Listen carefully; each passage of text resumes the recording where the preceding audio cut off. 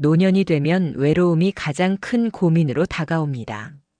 자녀들은 바쁘고 예전처럼 활발하게 사회생활을 하기 어렵다 보니 사람들과의 교류가 점점 줄어들죠. 그래서 우리는 누군가를 집으로 초대하고 이야기를 나누며 마음을 채우려는 노력을 합니다. 하지만 여러분, 모든 사람이 우리 집에 들어와도 괜찮을까요? 잘못된 사람을 초대했다가 외로움은커녕 마음의 평화를 잃고 스트레스와 후회만 남는다면 어떻게 해야 할까요? 실제로 많은 분들이 이런 경험을 하신 적이 있을 겁니다. 좋은 마음으로 초대했는데 결과적으로는 더 큰 상처를 받았다고 말이죠. 그렇다면 어떻게 해야 우리의 소중한 공간인 집과 우리의 평온한 마음을 지킬 수 있을까요? 오늘은 이 문제를 함께 해결해 보려고 합니다. 오늘 이야기할 주제는 노년에 내 집에 초대하면 안 되는 5가지 유형의 사람입니다. 집은 단순히 머무는 공간이 아닙니다. 우리의 삶과 에너지가 머무는 곳이죠. 그러니 이 공간에 들어올 사람은 신중하게 선택해야 합니다. 이 영상을 끝까지 보신다면 어떤 사람들과의 관계는 거리두기가 필요한지, 그리고 여러분의 노년을 더 행복하게 만들 방법은 무엇인지 알게 되실 겁니다. 함께 시작해 보겠습니다. 첫째, 계산적인 친척은 절대 가까이 하지 마십시오. 돈이 있으면 형제도 많고 돈이 없으면 부모도 없다는 말이 있습니다. 이처럼 돈과 같은 물질적 조건에 따라 관계가 달라지는 현실은 씁쓸하지만 많은 이들이 이를 뼈저리게 경험하고 있습니다. 혈연이라는 이유로 마음을 터놓았다가 오히려 큰 상처를 받고 평생 모은 재산까지 잃는 안타까운 사례가 매년 증가하고 있습니다. 보건복지부의 통계에 따르면 65세 이상 노인 대상 금전 피해 중 35%가 친인척을 사칭하거나 실제 친인척에 의해 발생했다고 합니다. 더 충격적인 것은 이 피해 사례의 80% 이상이 법적 대응조차 하지 못한 채 묻혀버린다는 사실입니다. 이제 친인척이라는 이유로 무조건적인 신뢰를 보내는 생각은 버려야 할 때입니다. 실제 피해 사례를 살펴보겠습니다. 투자 권유로 인해 평생 모은 돈을 잃은 정모 씨. 정모 씨는 친척으로부터 요즘 이 투자만큼 안전하고 수익 좋은 게 없다는 말에 넘어가 고수익을 보장한다는 투자에 자신의 은퇴의 자금을 모두 투자했습니다. 친척은 가족끼리 믿고 해야 성공한다며 적극적으로 설득했고 처음 몇 달간 이익이 나는 듯 보였지만 결국 투자 사기는 거짓으로 드러났습니다. 모든 돈을 잃고 나니 친척은 연락을 끊었고 정 씨는 법적 대응조차 할 수 없는 상황에 처했습니다. 거액의 대출로 인해 집을 잃은 김모 씨. 김모 씨는 형편이 어려운 친척의 부탁으로 집을 담보로 대출을 받아줬습니다. 친척은 몇 달만 버티면 큰 계약이 성사될 테니 곧 갚겠다고 약속했지만 이후 연락이 끊겼고 대출금을 감당하지 못한 김 씨는 결국 노후를 위해 준비한 집까지 잃게 되었습니다. 이 사건으로 김 씨의 자녀들까지 경제적 어려움을 겪게 되었고 가족 간의 관계도 완전히 깨지고 말았습니다. 보험 상품 피해를 본 박모 씨. 박모 씨는 보험 설계사였던 친척의 권유로 여러 고액 보험에 가입했습니다. 친척은 가족인데 나쁜 상품을 권하겠냐며 박 씨를 설득했고 처음에는 괜찮아 보였지만 이후 보험이 고위험 변액 보험이라는 사실을 알게 되었습니다. 해지하려니 위약금이 너무 커서 해지도 어려운 상황이 되었고 지금도 매달 나가는 보험료가 큰 부담으로 작용하고 있습니다. 이 사건으로 인해 친척 모임에서도 불편한 시선을 받게 되었고 박 씨는 점점 고립감을 느끼고 있다고 합니다. 해결책은 분명합니다. 친척이라도 금전적인 일은 반드시 서면으로 기록하고 법적 절차를 거쳐야 합니다. 가족인데 뭘 그렇게까지 해야 하나? 라는 생각은 절대 금물입니다. 오히려 가까운 관계일수록 더욱 철저히 해야 합니다. 금융 전문가들은 친인척 간 금전 거래가 감정적 요소로 인해 더 위험할 수 있다고 경고하며 특히 노년층은 자녀의 의견을 구하고 전문가의 상담을 받는 것이 필수적이라고 조언합니다. 나이가 들수록 친척과의 관계는 정해진 선을 넘지 않는 것이 현명합니다. 명절에 만나는 정도의 거리를 유지하고 금전적인 부분에서는 단호하게 선을 그어야 합니다. 돈이 있으면 형제도 많고 돈이 없으면 부모도 없다는 말을 항상 마음에 새기고 친인척이라는 이유만으로 방심하지 말고 경계심을 가지는 자세를 유지하시길 바랍니다. 여러분의 평화로운 노후를 지키기 위한 현명한 선택이 될 것입니다. 둘째, 불필요한 외부인은 절대 집에 들이지 마십시오. 낯선 자가 해를 입히지만 아는 자가 더 큰 상처를 준다는 말이 있습니다. 나이가 들수록 외로움을 달래기 위해 새로운 사람들과 관계를 맺는 경우가 많지만 이러한 관계가 오히려 위험을 초래할 수 있다는 점을 기억해야 합니다. 특히 자주 마주치거나 친근하게 다가오는 이웃이나 지인이 모든 상황에서 안전한 존재는 아닙니다. 경찰청 통계에 따르면 지난해 65세 이상 노인 대상 범죄 중 45%가 평소 알고 지내던 이웃이나 지인에 의해 발생했다고 합니다. 더 놀라운 것은 이 중 80% 이상의 범죄가 피해자의 자택에서 일어났다는 사실입니다. 외로움을 채우기 위해 맺은 인간관계가 때로는 돌이킬 수 없는 결과를 초래할 수 있습니다. 실제 피해 사례를 살펴보겠습니다. 반찬을 핑계로 사기를 친 이웃. 서울에 거주하는 김모 씨는 자주 마주치던 이웃의 호의에 마음을 열었습니다. 그 이웃은 종종 반찬을 가져다 주며 김 씨의 집을 드나들었고 점점 가까워지면서 금전적인 부탁을 하기 시작했습니다. 응급한 상황이라 당장 돈이 필요하다는 말에 김 씨는 도움을 주었지만 이후 연락이 끊기고 피해만 남았습니다. 알고 보니 그 이웃은 지역 노인을 대상으로 사기를 치던 전문범이었습니다. 교회 지인에게 금전 피해를 입은 사례. 부산에 사는 이모 씨는 교회에서 알게 된 지인과 점차 친해졌습니다. 그 지인은 자주 집에 방문해 말동무가 되어주었고 심지어 청소와 음식을 도와주는 등 적극적으로 다가왔습니다.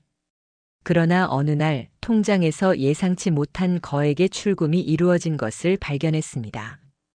그 지인은 이 씨가 잠든 사이 통장과 도장을 훔쳐 대출까지 받아간 상황이었습니다. 소문으로 삶이 망가진 피해 사례. 광주에 거주하는 박모 씨는 이웃 주민과 자주 교류하며 가까워졌지만 그 이웃이 박 씨의 개인적인 이야기를 왜곡해 퍼뜨리는 바람에 큰 고통을 겪었습니다. 심지어 자녀들에 대한 부정적인 소문이 아파트 전체에 퍼지면서 박 씨는 결국 이웃들의 따가운 시선을 견디지 못하고 15년간 살던 집을 떠나야 했습니다.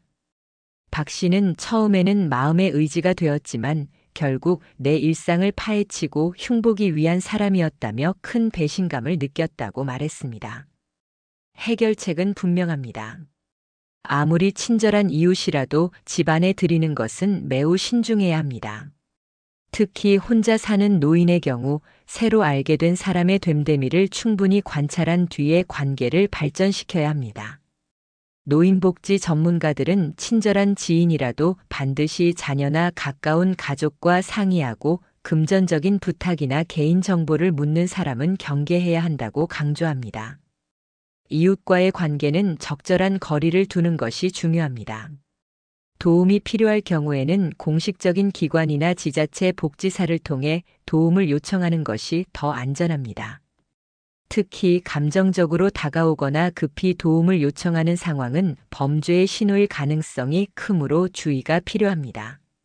낯선 자가 해를 입히지만 아는 자가 더 큰 상처를 준다는 말을 기억하며 새로운 인간관계를 맺을 때는 신중하고 경계심을 잃지 않는 태도를 유지하시길 바랍니다. 친절함 뒤에 숨은 의도를 파악하고 평화로운 노후를 지키기 위한 현명한 선택을 하시길 바랍니다. 셋째, 게으르고 무책임한 사람은 절대 함께하지 마십시오. 베푸는 것도 좋지만 물이 고이면 썩는다는 말이 있습니다. 누군가를 돕는 것은 분명 아름다운 일이지만 그 도움을 받는 사람이 이를 책임감 있게 받아들이지 못한다면 결국 더 큰 문제를 초래할 수 있습니다. 최근 노인 문제 중 하나로 무책임한 사람들에게 시간과 재산을 빼앗기는 사례가 증가하고 있습니다. 보건복지부 조사에 따르면 65세 이상 노인의 약 28%가 주변인의 경제적 의존으로 인해 고통받고 있으며 그중 절반 이상은 도움을 요청한 사람이 자립할 수 있음에도 불구하고 의도적으로 의존하는 경우라고 합니다. 이는 단순히 금전적인 손실을 넘어 노인의 평온한 삶 자체를 무너뜨리는 심각한 문제로 이어집니다. 실제 피해 사례를 살펴보겠습니다. 자립하지 않는 손자의 문제로 고통받는 정모 씨. 정모 씨는 대학교를 졸업한 손자가 취업 준비를 이유로 집에 머무는 것을 허락했습니다. 손자는 할머니 조금만 더 도와주시면 제가 반드시 좋은 직장을 잡을게요라며 정 씨의 도움을 받았습니다. 하지만 몇 년이 지나도록 취업은커녕 생활비, 학원비, 심지어 게임기까지 정 씨의 연금으로 충당하고 있었습니다. 정 씨가 이제 스스로 해결해야 한다고 말하자 손자는 오히려 불평하며 어차피 할머니 혼자 쓰는 돈인데 왜 아끼냐고 큰 소리를 쳤습니다. 직업을 빙자해 도움을 요구한 친구에게 피해를 본 박모 씨. 박모 씨는 오랜만에 연락을 해온 친구가 재취업을 준비 중이라며 도움을 요청하자 기꺼이 집에 머물게 했습니다. 처음에는 잠깐 머무는 것뿐이라던 친구는 몇 달이 지나도 떠날 생각을 하지 않았습니다.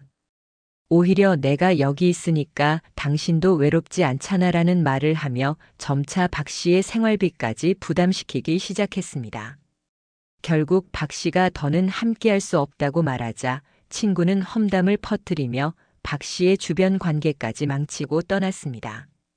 돌아오지 않는 빌려준 돈으로 고통받는 이모 씨.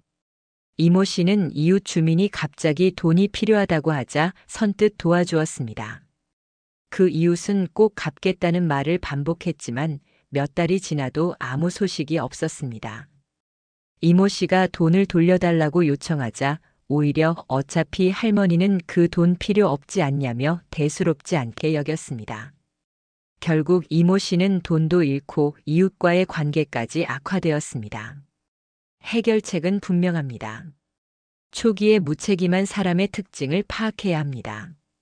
항상 자신의 처지를 한탄하거나 남을 탓하는 사람, 작은 도움을 요청하다가 점차 더 큰 요구를 하는 사람은 경계해야 합니다. 도움을 주기 전에 단호한 선을 그어야 합니다. 도움은 한정적으로 주고 상대가 스스로 자립할 수 있도록 돕는 것이 중요합니다. 무작정 받아들이는 태도는 결국 더 큰 문제를 불러올 수 있습니다. 가족이나 전문가와 상의하십시오.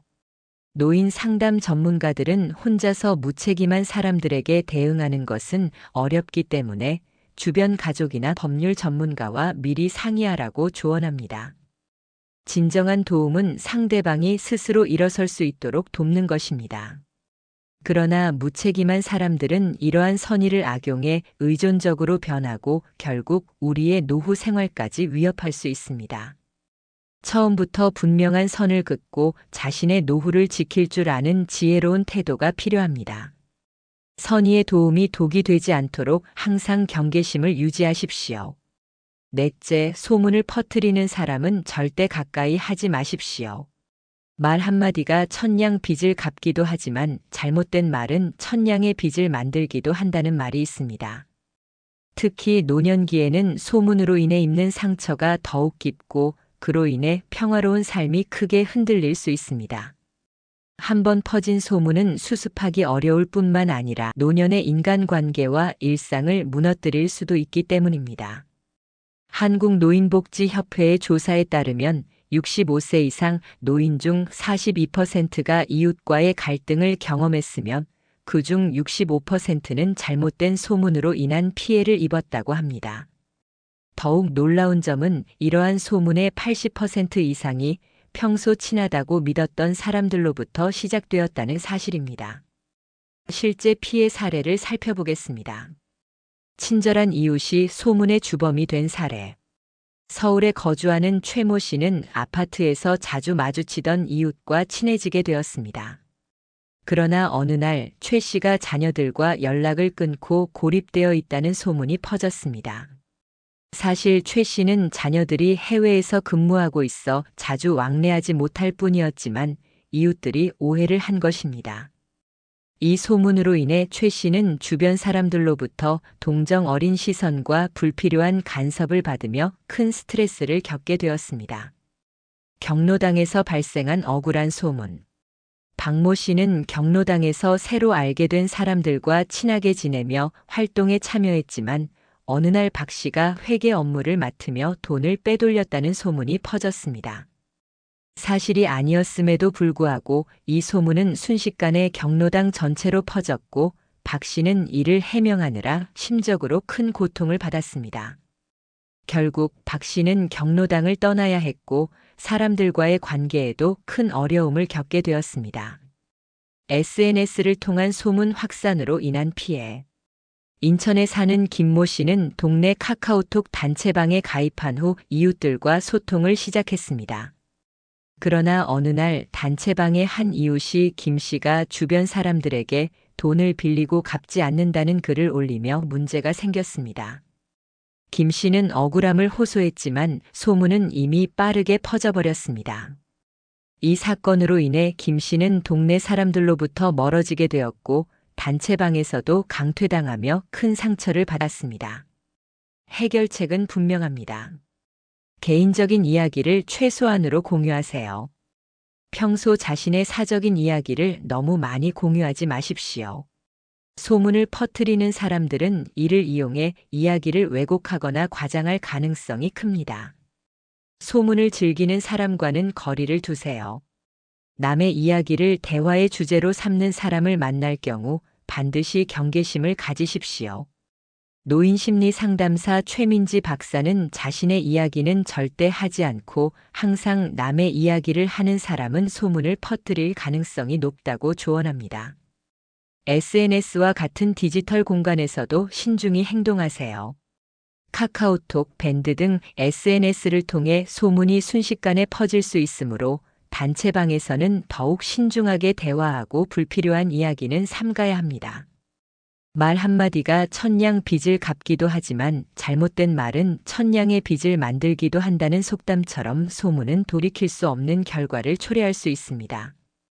평화로운 노후를 위해 불필요한 개인사 공유를 피하고 소문을 즐기는 사람들과는 적절한 거리를 유지하는 지혜를 가지십시오.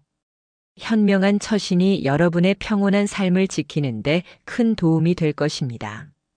다섯째, 이익만 따지는 사람은 절대 가까이 하지 마십시오. 달콤한 미끼일수록 더 깊은 함정을 숨기고 있다는 말이 있습니다. 특히 나이가 들수록 순수한 마음을 가진 노인들은 이익을 앞세운 사람들의 표적이 되기 쉽습니다. 평생 모은 재산이 있을 것이라 여기고 이를 이용하려 접근하는 사람들이 많기 때문입니다. 금융감독원의 통계에 따르면 지난해 60세 이상 노인 대상 금융사기 피해액은 2,500억 원을 넘어섰습니다. 더 충격적인 점은 피해자의 89%가 평소 신뢰했던 지인을 통해 피해를 입었다는 사실입니다. 실제 피해 사례를 살펴보겠습니다. 사업을 빙자해 큰돈을 빼앗긴 이모 씨. 이모 씨는 오래된 친구로부터 작은 카페를 열면 안정적인 수익을 낼 수 있다는 이야기를 듣고 사업 자금을 투자했습니다. 친구는 가족처럼 믿고 맡겨달라며 신뢰를 얻었고 이 씨는 은퇴 후 모아둔 돈을 모두 투자했습니다. 그러나 카페는 곧 문을 닫았고 친구는 자금 내역조차 공개하지 않은 채 연락을 끊었습니다. 이 씨는 친구를 믿은 대가가 이렇게 클 줄 몰랐다며 좌절감을 느꼈습니다. 유망한 투자라고 속아 피해를 본 김모 씨. 김모 씨는 교회에서 알게 된 사람이 확실한 정보라며 주식 투자를 권유해 관심을 가지게 되었습니다. 처음에는 소액 투자로 수익을 받지만 이후 큰 금액을 투자한 후에는 돈을 돌려받을 수 없었습니다. 알고 보니 그 사람은 고수익을 보장한다며 노인들에게 접근해 돈을 모으는 사기범이었습니다. 김 씨는 믿었던 사람에게 배신당하니 재산뿐 아니라 마음도 무너졌다고 말했습니다. 금융 상품으로 속아 피해를 입은 박모 씨. 박모 씨는 이웃 주민이 형님을 위해 특별히 준비한 상품이라며 저축성 보험을 권유하자 가입했습니다. 그러나 나중에 알고 보니 그 상품은 높은 수수료가 붙어 있어 박 씨에게는 실질적인 이익이 없는 조건이었습니다. 이웃은 자신의 수수료를 위해 박 씨를 이용했던 것입니다. 해결책은 분명합니다. 금전적 거래를 요구하는 사람은 경계하십시오. 친분을 앞세워 투자나 금전적 거래를 요구하는 사람은 신중히 그 의도를 검토해야 합니다. 모든 결정을 가족과 상의하세요. 자녀나 전문가와 상의해 안전한 결정을 내리십시오. 조급함을 유발하는 말에 속지 마세요. 이 기회는 다시 오지 않는다거나 특별히 당신을 위해 준비했다는 말은 흔한 사기 수법입니다. 달콤한 미끼일수록 더 깊은 함정을 숨기고 있다는 경고를 항상 기억하십시오. 금전적 이익을 매개로 한 관계는 결코 건강하지 않습니다. 나이가 들수록 더욱 신중히 경계하고 자신의 재산과 평화로운 노후를 지키는 지혜를 가지십시오. 신뢰할 수 있는 관계를 남기고 유혹을 이겨내는 것이 여러분의 노후를 더욱 안전하고 평화롭게 만들어줄 것입니다. 노년은 인생의 황혼기로 평생 쌓아온 경험과 지혜로 더욱 빛날 수 있는 시기입니다. 하지만 이 시기를 평화롭게 보내기 위해서는 주변 사람들과의 관계를 현명하게 관리하는 것이 무엇보다 중요합니다. 오늘 말씀드린 5가지 유형의 사람들, 계산적인 친척, 불필요한 외부인, 게으르고 무책임한 사람, 소문을 퍼뜨리는 사람, 이익만 따지는 사람은 우리의 소중한 시간과 에너지를 빼앗고 심지어는 재산과 신뢰까지 무너뜨릴 수 있는 위험 요소들입니다. 그렇다고 모든 사람과의 관계를 단절하라는 뜻은 아닙니다. 진정으로 여러분을 이해하고 존중하며 함께 웃고 의지할 수 있는 건강한 관계를 만들어가는 것이 중요합니다. 평화로운 삶은 현명한 선택에서 시작된다는 말처럼 누군가를 신중히 곁에 두고 때로는 필요한 거리를 두는 결단력이 여러분의 노후를 더욱 행복하고 안정적으로 만들어줄 것입니다. 끝으로 여러분의 삶이 온전히 여러분의 것임을 잊지 마십시오. 노년이란 누군가의 희생자가 되는 것이 아니라 스스로를 돌보며 삶의 가치를 완성해가는 시간입니다. 오늘 영상이 여러분의 삶에 작은 도움이 되길 바라며 평화롭고 행복한 하루하루를 만들어 가시길 응원합니다. 끝까지 시청해 주셔서 감사합니다. 다음 영상에서 다시 찾아뵙겠습니다.